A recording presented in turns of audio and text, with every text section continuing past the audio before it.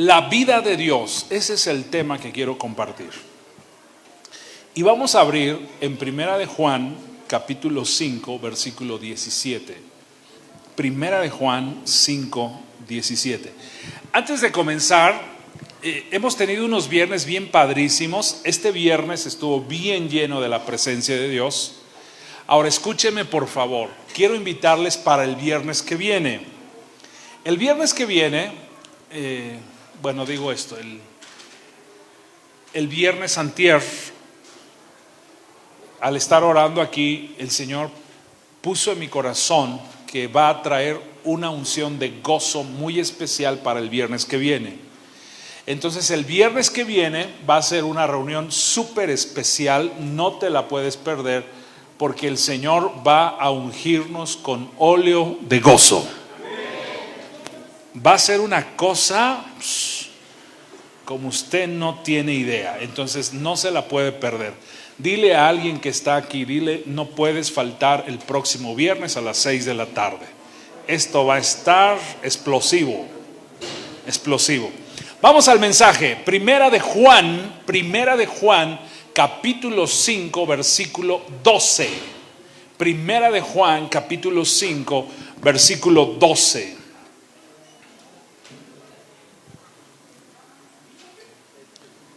¿Cómo se llama el tema hoy? La vida de Dios. Primera de Juan 5:12. Ahí lo tenemos. Dice así: el que tiene al Hijo tiene la vida. El que no tiene al Hijo de Dios no tiene la vida. ¿Pueden ayudarme a leer ustedes, por favor? 2, 3.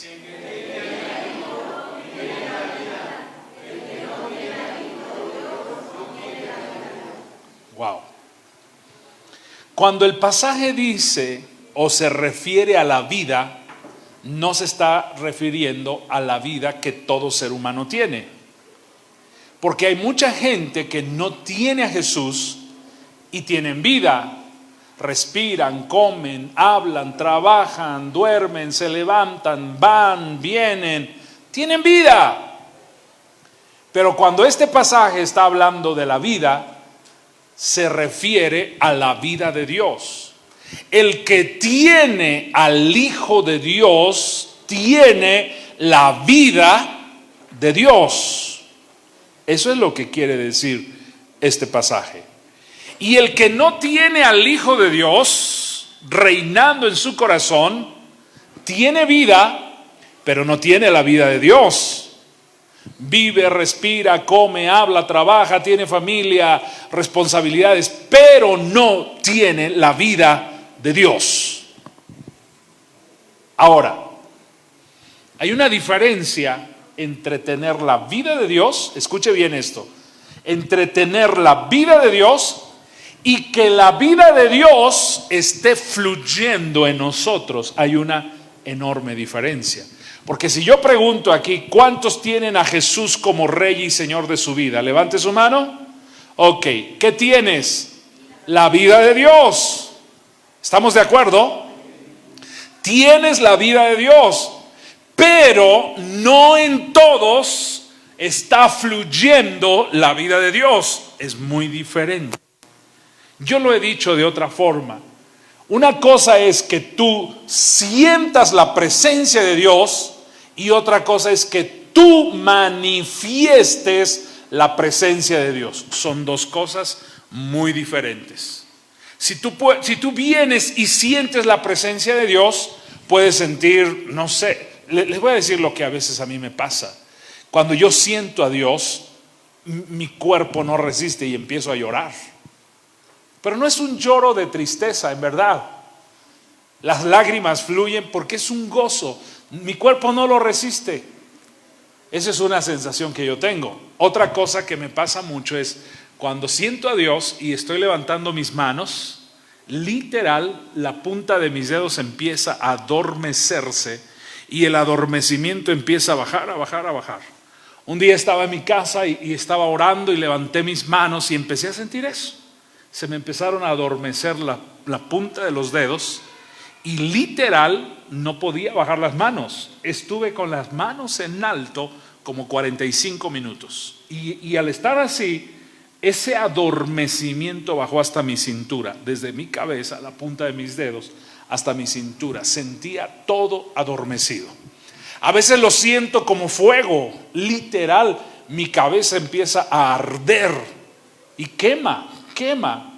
A veces solo siento un escalofrío que me pega de la punta de la cabeza hasta la planta de mis pies. A veces he sentido que estoy solo, pero siento como pasa una persona y el aire que va dejando atrás de esa persona empieza a tocarme. A veces he sentido como un remolino de aire que está alrededor de mí. Y estoy solo, encerrado en una habitación, no estoy expuesto al ambiente. La presencia de Dios se puede sentir en tu alma, en tu espíritu y aún en tu cuerpo. En las tres áreas se puede sentir la presencia de Dios. Pero es muy diferente a que yo sienta la presencia de Dios a que manifieste la presencia de Dios. Es muy diferente.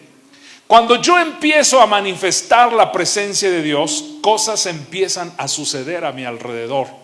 Con la gente que me acerco, con los enfermos, con los oprimidos. A veces toco a la gente y la gente cae al piso porque estoy manifestando la presencia de Dios. Entonces es muy diferente sentir la presencia de Dios que manifestar la presencia de Dios. Y el pasaje que estamos leyendo es lo mismo. Una cosa es que tú tengas la vida de Dios y otra cosa es que tú manifiestes la vida de Dios. Son dos cosas muy diferentes. Y les comento esto: cuando Jesús vino a la tierra, la vida de Dios estaba fluyendo en ese cuerpo físico. No solo Jesús sentía la vida de Dios, literal, Él manifestaba la vida de Dios. Por eso vemos tantos milagros, tantos demonios huyendo. Mire, cuando los demonios huían es porque no soportaban la vida de Dios en Jesús. Y Jesús solo los señalaba y les ordenaba. Jesús nunca, jamás oró por un enfermo. Escuche lo que estoy diciendo. Jesús nunca oró por un enfermo. Jesús nunca oró por un endemoniado. Jamás. Jesús nunca hizo algo así como que le puso la mano y: oh Padre Celestial, sánalo en el nombre mío. Jamás hizo algo así. Jesús ordenaba, Jesús hablaba la palabra y las cosas sucedían. Venía el ciego y decía: ¿qué quieres? Quiero ver. Pues recibe la vista. Cuando estuvo frente a Lázaro, él gritó: Lázaro, sal fuera. Y el que estaba muerto salió atada las manos. Mar, cálmate, sosiégate, viento, enmudece. Y él hablaba la palabra y las cosas sucedían. Pero en realidad lo que estaba pasando es la vida de Dios estaba fluyendo en él. Yo siempre he imaginado que cuando Jesús vino a la tierra, su cuerpo era como un cascarón, como un huevo. Ustedes saben que en un huevo hay vida, ¿sí o no? Se tiene que empollar y se le tiene que dar tiempo. Bueno, así Jesús, yo me imagino que su cuerpo, el cuerpo era como un cascarón de huevo. Estaba la vida de Dios metido en este cascarón y no se manifestaba. Los discípulos caminaban junto a la vida de Dios, pero ellos no tenían la vida de Dios dentro de ellos. No la tenían.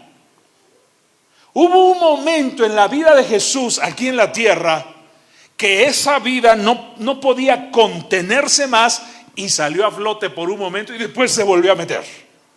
Vamos a verlo. Mateo capítulo 17, versículo 1 al 5.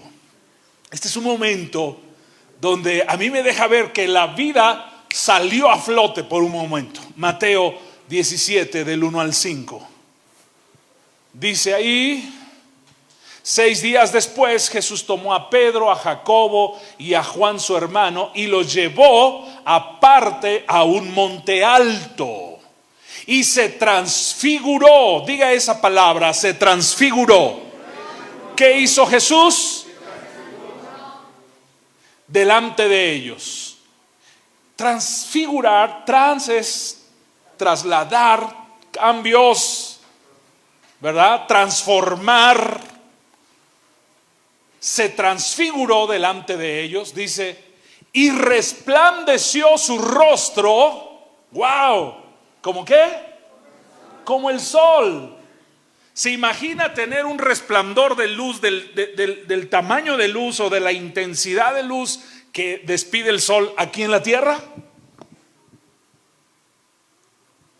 Hagamos un ejercicio espiritual, salgamos todos allá al estacionamiento y por 15 segundos, 10 segundos, veamos el sol directamente.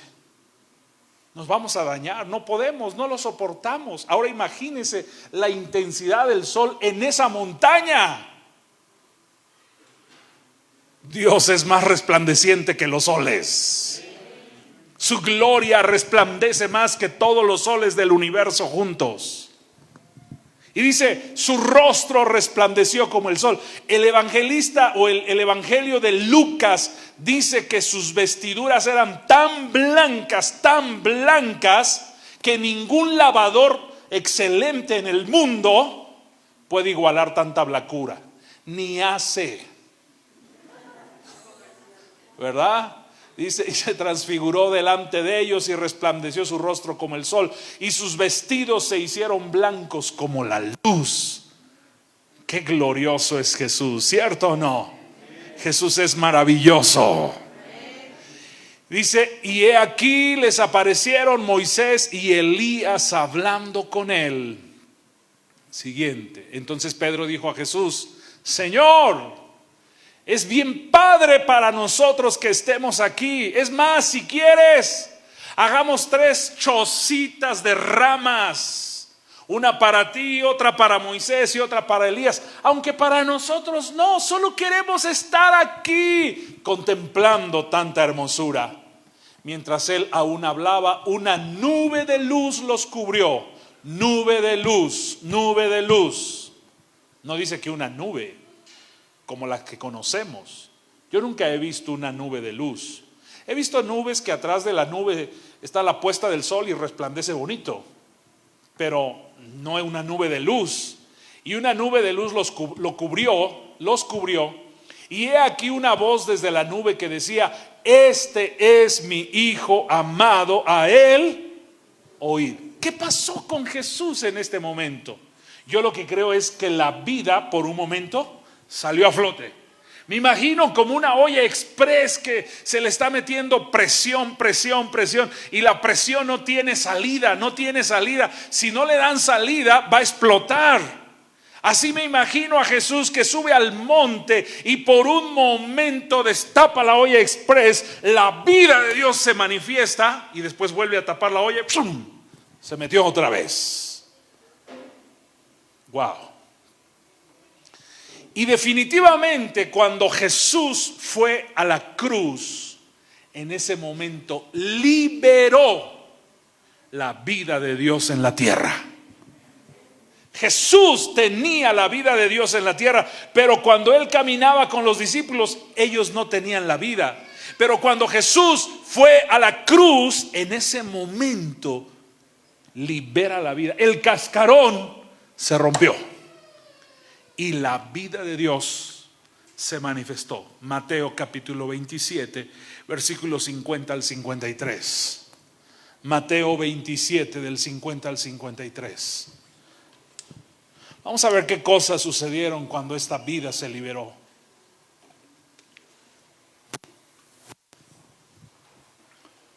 Mas Jesús, habiendo otra vez clamado a gran voz, ¿qué dice? Entregó el espíritu. Quiere decir que murió. Jesús murió.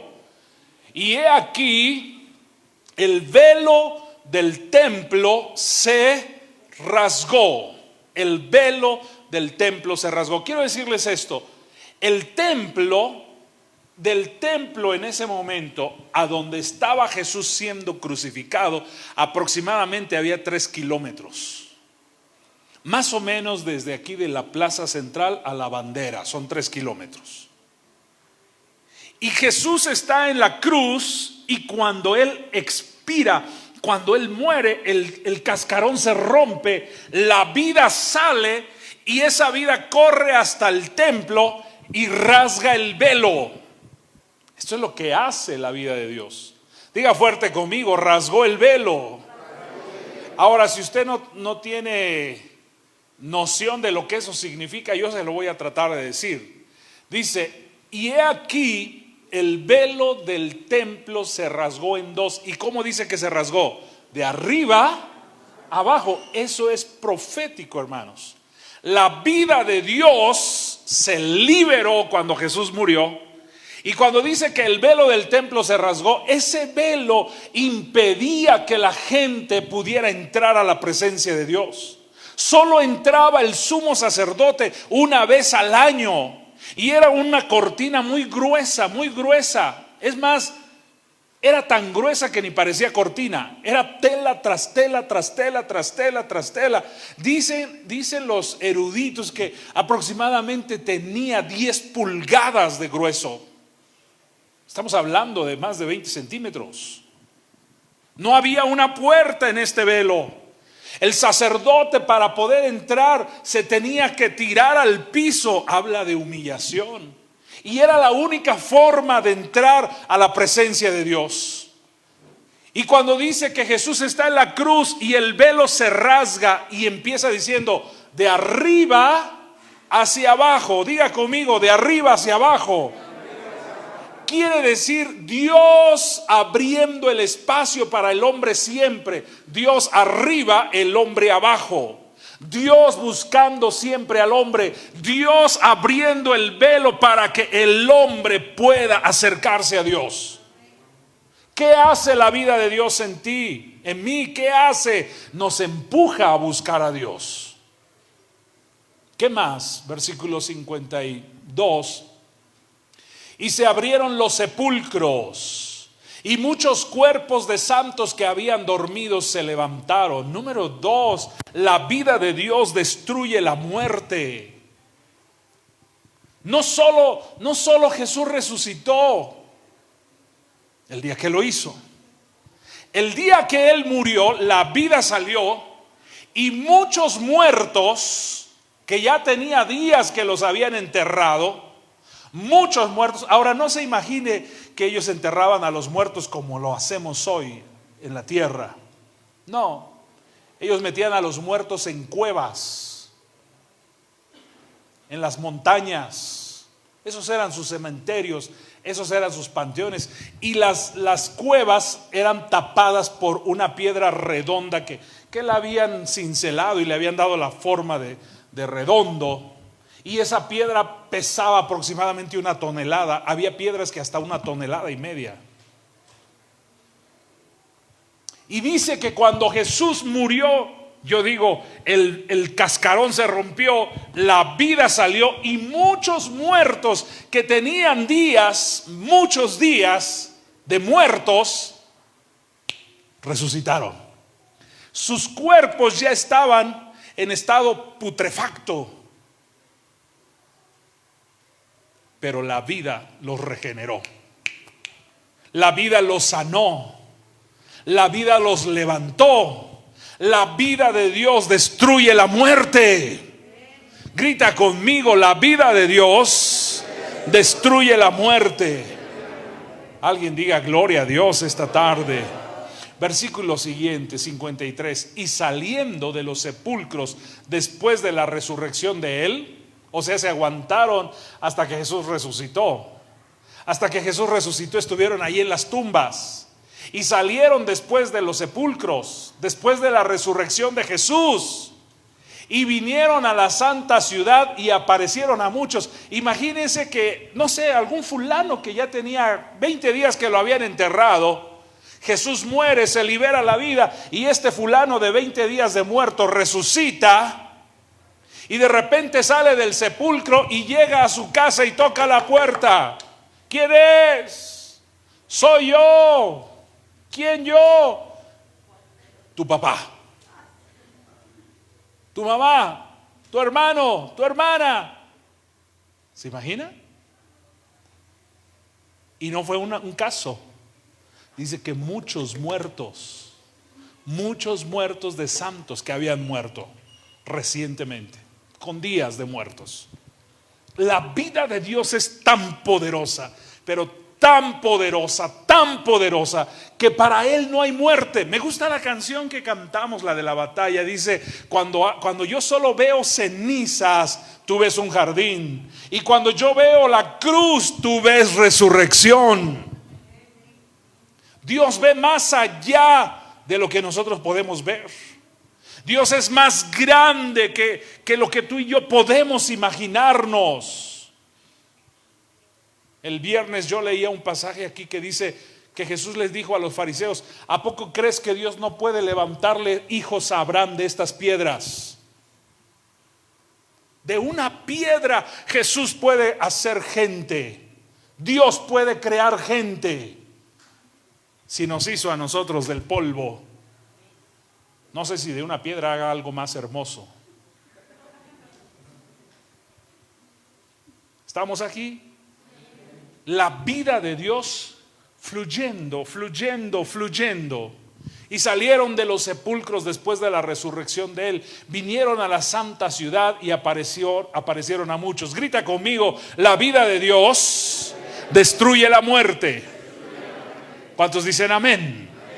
Primero dijimos que la vida de Dios rompe el velo del templo, te da libre acceso. Cuando tú tienes la vida de Dios fluyendo en ti, la vida de Dios te acerca a Dios mismo. Por eso el velo del templo se rasgó. Si tú vienes a cantar, si tú oras en tu casa, si tú lees en tu casa, no creas que lo haces porque tienes la buena voluntad. La vida de Dios te está empujando a que tú busques a Dios. Si hoy tengo ganas de orar es porque la vida de Dios está en mí. O sea, esas ganas no son de mí mismo. ¿Me estoy explicando? Si tengo ganas de leer la Biblia, no es porque yo tenga ganas de leer la Biblia, es porque la vida de Dios me empuja a leer la Biblia. Hoy que cantamos hace un momento, qué bella presencia de Dios. Y no cantamos porque tengamos ganas de cantar o porque seamos buenos cantantes. Simplemente la vida de Dios nos empuja a estar más cerca de Dios. Amén. ¿Qué pasó cuando Jesús murió? Liberó la vida de Dios en la tierra. Y esa vida estaba buscando meterse en los hombres. Como dije hace un momento, los discípulos caminaban junto a la vida de Dios, pero ellos no tenían la vida de Dios. Jesús tuvo que morir. Jesús tuvo que resucitar y Jesús se les apareció. Y cuando Él viene en el Evangelio de Juan, capítulo 20, versículo 19 al 22. Vamos a leer ahí. Cuando Jesús viene en este momento, en este pasaje, Evangelio de Juan, capítulo 20, del 19 al 22, en ese momento, por primera vez, escúcheme, por primera vez la vida de Dios se metió en el corazón del hombre. Quiero que entienda esto. Antes de que Cristo viniera a la tierra, los profetas, los reyes, los sacerdotes, los escogidos de Dios no tenían la vida de Dios dentro de ellos. No la tenían. Caminaban junto a la vida. Pudiera ser que hasta experimentaban la vida, pero la vida de Dios no estaba metido dentro de ellos. Escuche esto: el rey David, siendo un hombre poderoso de Dios, no tenía la vida de Dios metida en su corazón. Los profetas como Elías, Eliseo, Moisés, siendo lo que fueron en Dios, no tenían la vida de Dios metida en ellos. Era necesario que Jesús viniera como un cascarón. Y que cuando el cascarón se rompió, la vida se liberó. Y la gente empezamos, y digo empezamos porque aquí ya nos tocó a nosotros, empezamos a experimentar la vida de Dios metida dentro de nosotros. ¿Qué tienes? ¿Qué leímos? El que tiene al Hijo tiene la vida. Ahora, decir esto suena bien fácil, bien sencillo, pero si tú empiezas a analizarlo, te aseguro que no entiendes, no comprendes lo que tienes dentro. No somos capaces de entender lo que está metido dentro de nosotros. ¿Qué tienes? Tengo a Cristo. Y luego, pues soy cristiano. ¿Qué más? El Espíritu Santo, soy templo del Espíritu Santo. Pero no entendemos la magnitud de lo que está metido dentro de nosotros. Diga conmigo, yo tengo la vida de Dios metida dentro de mí. ¿Cuántos creen eso? Gríteme amén. ¿Qué tienes? La vida de Dios metida acá adentro. ¡Wow! No todo el mundo lo tiene. Solo el que recibe a Jesús como Rey y como Señor tiene la vida de Dios dentro de él. ¿Para cuántos Jesús es su Rey? ¿Qué tienes? La vida de Dios. Wow. Leamos el pasaje. Esto es después de la resurrección de Cristo.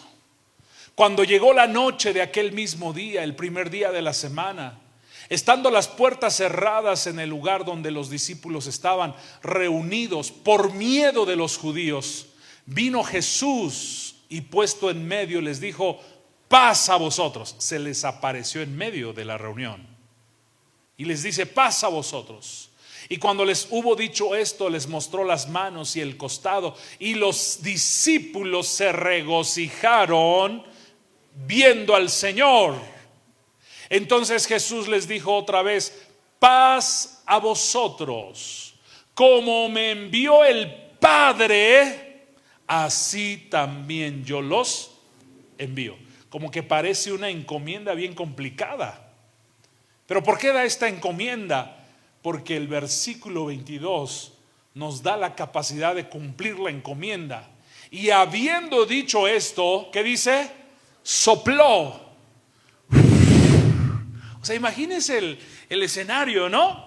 Están los discípulos sentados, no sé si en una mesa, pero Jesús se aparece en medio de ellos. Ellos pensaron que era un fantasma. Jesús dice: no soy un fantasma, tóquenme, mira mi cuerpo, soy yo. Al Tomás al Tomás que había dicho: hasta que yo no meta mis dedos en los agujeros de sus manos y mi mano en su costado, yo creeré que resucitó. Y Jesús se aparece y le dice: mete tus dedos, mete tu mano en mi costado, soy yo. Y en ese momento ellos entienden: sí resucitó. Y entonces Jesús les dice: paz a vosotros. Y ahora imagine la escena. Jesús se queda callado y de repente hace algo así. Y les dice eso: reciban, reciban, reciban, reciban el Espíritu Santo. ¡Wow! En ese momento, por primera vez, el Espíritu Santo se metió en la vida del ser humano.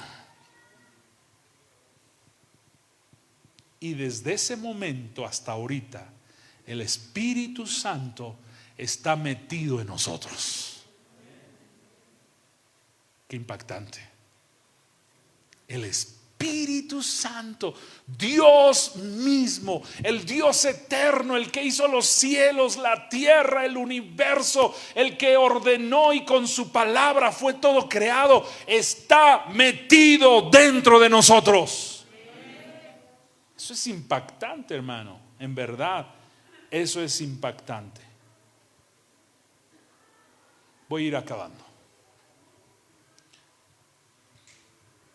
Cuando esta vida entra a nosotros, entonces la primera cosa que sucede es que mata la muerte en nosotros. Fíjense lo que dije, la vida mata la muerte.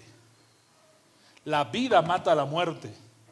En Juan 11:25 Jesús dijo: yo soy la resurrección y la vida. El que cree en mí, aunque esté muerto, vivirá. Wow.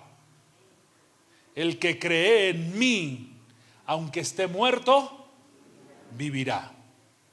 Esta vida no está sujeta a esta materia. Mi cuerpo es materia. Y aunque mi cuerpo muera, yo voy a vivir para siempre. Porque tengo la vida. Diga conmigo, tengo la vida. Todos más fuerte, tengo la vida. Y cuando la vida empieza a fluir en nosotros, es como la savia que sube por el tronco de un árbol. Les explico rápido. Hoy ya no se ve, pero en estas fechas de invierno, esta calle estaba llena de árboles. Y en verdad se veía bien bonito porque eran árboles que las copas tocaban unas con otras. Hoy ya no se ve nada de eso. Pero esta calle, desde aquí hasta allá se veía así. Y ustedes se paraban ahí, se veía tan bonito, pero tan bonito. Y en estas épocas, un montonal de hojas tiradas de los árboles. Montonales. ¿Sabe por qué las hojas empiezan a caer? Porque es la temporada, el invierno. Haz de cuenta que tú eres un árbol. Haz de cuenta que tú eres un árbol. Y haz de cuenta que esas hojas que están en las ramas son pecados, malos hábitos, malas actitudes. Y cuando viene la temporada empiezan a caerse. Cuando Dios empieza a fluir en ti, esos malos hábitos empiezan a caer, empiezan a caerse. Pero aún así terminaba la época de invierno y muchas hojas lograban aferrarse a esas ramas y no se caían. Es más, alguien llegaba y sacudía el árbol y todavía una que otra hoja se caía, pero muchas hojas no se caían. Imagina tu vida. Estás luchando por dejar malos hábitos, estás luchando por vencer pecados, estás luchando por quitar cosas malas en ti y no puedes. Las dejas de practicar un día y no sé, 2, 3 días vuelves a lo mismo. Pero déjenme decirles esto: cuando llega la primavera de la tierra, la savia de la vida empieza a subir por el tronco y todas esas hojitas que nunca cayeron, aunque sacudían el árbol, la misma savia de la vida sube hasta las ramas y con un plip empuja la hoja y empieza a salir una nueva. Esto es exactamente lo que nos sucede cuando la vida de Dios empieza a fluir en ti.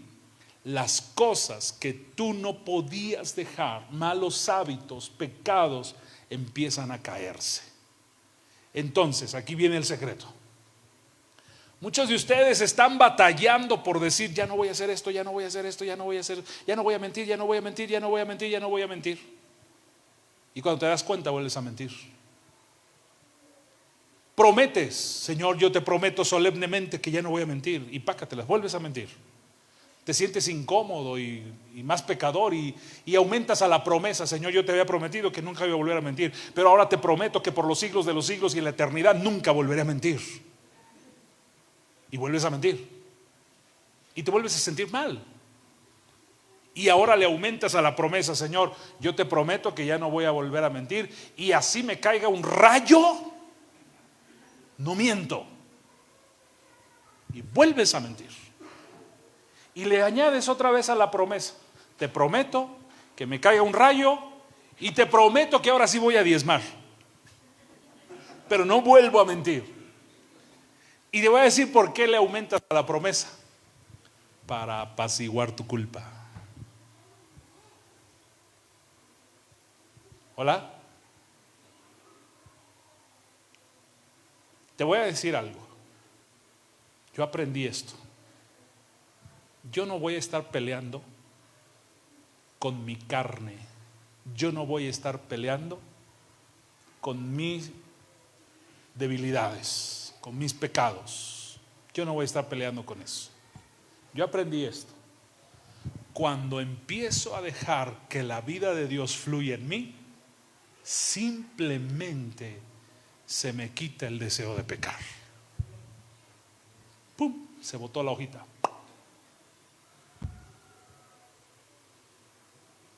Y me he dado cuenta de esto.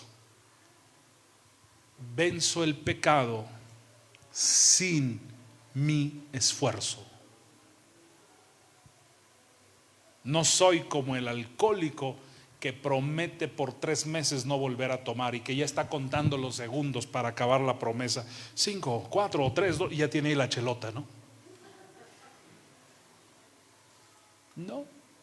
Cuando la vida de Dios empieza a fluir, hermano, eres tan absorbido por tanta belleza, por tanta hermosura de Dios. Solo quieres amarlo, solo quieres honrarlo, quieres agradarlo a Él. Es lo que quieres.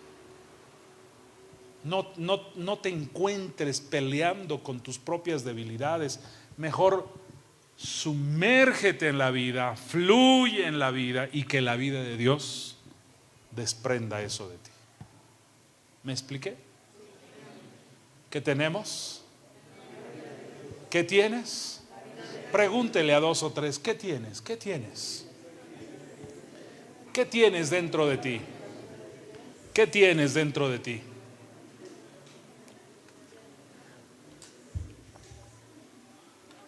Termino. ¿Cómo te das cuenta? ¿Cómo te das cuenta? Escúcheme, con esto acabo. ¿Cómo te das cuenta que la vida de Dios está fluyendo en ti? ¿Cómo te das cuenta? Gálatas capítulo 5, versículo 22 al 24. Con eso acabo.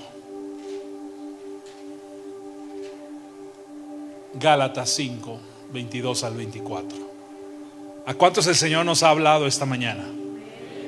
Que la vida de Dios fluye en nosotros. No solo la sientas, sino déjala fluir. Gálatas 5, 22 al 24. Dice: mas el fruto del Espíritu es ¿qué? Amor. Número 1 es amor. Número 2 es ¿qué?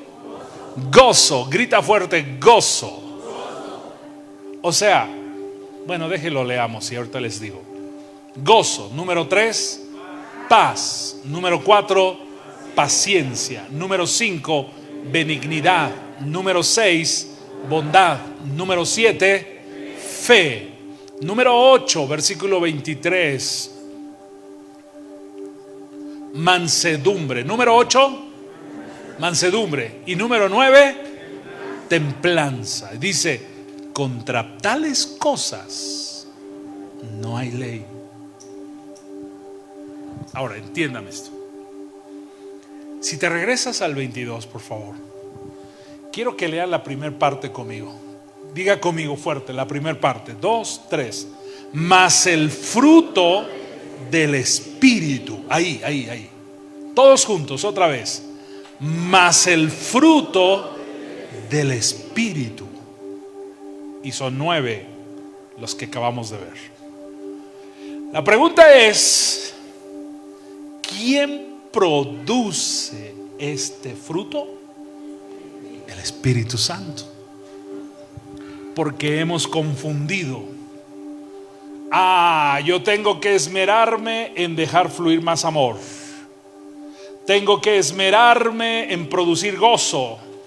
Tengo que esmerarme en producir paz, paciencia, benignidad, bondad, fe, mansedumbre, templanza. Y ahí te ves tú sudando la gota gorda por amar. Tengo que amar. Te terapeas. Tengo que amar. ¿A cuánto les pasa esa cosa? A ver, manos arriba. Sean honestos. Voltea con alguien, dile: ¿por qué no eres un cristiano normal? Yo les voy a dar el secreto hoy. Escúcheme, ya vi que muchos se terapean. No sé si lo repiten 10 o 20 veces antes de salir de su casa. Tengo que amar, tengo que amar, tengo que estar en gozo, tengo que tener gozo, tengo que tener paz, paz, paz. Dalai, dalai, dalai, dalai. Y estás luchando contigo mismo. No es algo que tú produzcas. Dice: mas el fruto del Espíritu. ¿Qué te quiero decir? Que cuando tú dejas al Espíritu Santo fluir en tu vida, cuando tienes comunión con el Espíritu Santo, sin que tú te des cuenta, en ti empiezas a sentir amor por alguien que odiabas, y te das cuenta y dices: ah, caray, esto no es de mí. Y mire, yo he pasado eso. Honestamente, hay gente que me cae de la patada, ¿no? Y cuando el fruto no está fluyendo, me terapeo. Tengo que amar, tengo que amar, tengo que amar, tengo que amar, tengo que amar. Pero cuando yo entro a esa intimidad con Dios, puedo ver a la persona y pegarle un abrazote y simplemente decirle: te amo en el amor de Cristo. En verdad se siente una diferencia enorme. Pero ya no lo produje yo, porque lo que yo produzco es momentáneo, pero lo que el Espíritu Santo produce es permanente. ¿Qué tengo que hacer? Yo doy dos cosas. Número 1, ríndete a Él. Y número 2, empieza a buscar de la presencia de Dios. Estas dos cosas harán que la vida de Dios fluya en ti. Vas a asombrarte, porque de repente vas a tener paz como nunca antes la has tenido. Es más, escúcheme, te vas a preocupar de que no te puedes preocupar. Es real. Yo he estado en algún momento en una crisis y no me puedo preocupar. Y me preocupa el no poder preocuparme. Hasta pienso: ¿soy normal? Esto no es normal. Esto está rebasando mi humanidad. Y es la vida de Dios. Dale un aplauso al Señor. Ponte en tus pies.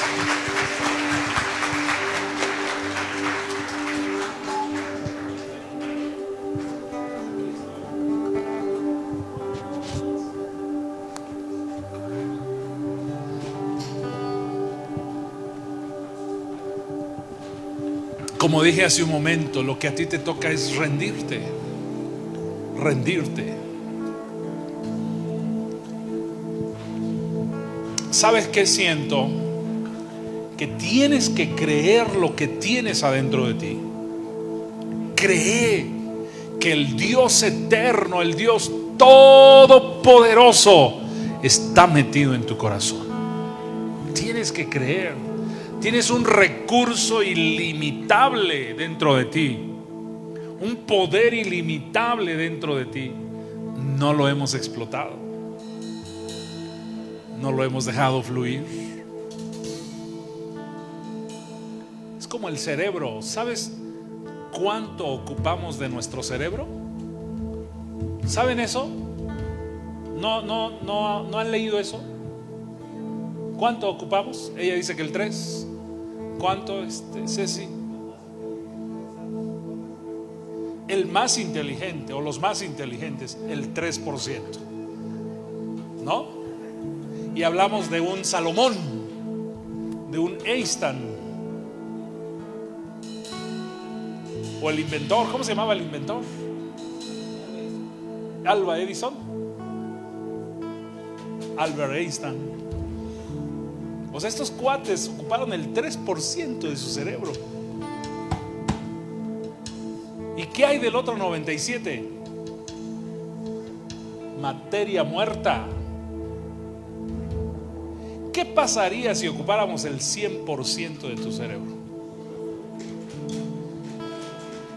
O sea, si estás ocupando el 1%, porque no creo que le llegues al 3%. Si estás ocupando el 1% y haces lo que haces, imagínate si ocuparas el 100%. Ahora, yo no tengo esta estadística, pero ¿cuánto estamos ocupando de la vida de Dios metida en nosotros? Yo me atrevería a decir que 0.0001%. Y qué bonita presencia de Dios hemos sentido hoy. Con el 0.0001%. ¿Qué pasaría? ¿Qué pasaría? Dice así porque me cayó el 20 de algo. ¿Qué pasaría si empezáramos a explotar la vida de Dios metida en nosotros? Nada de lo que hoy somos seríamos, ni la iglesia sería lo que hoy es, fluyendo en la vida de Dios.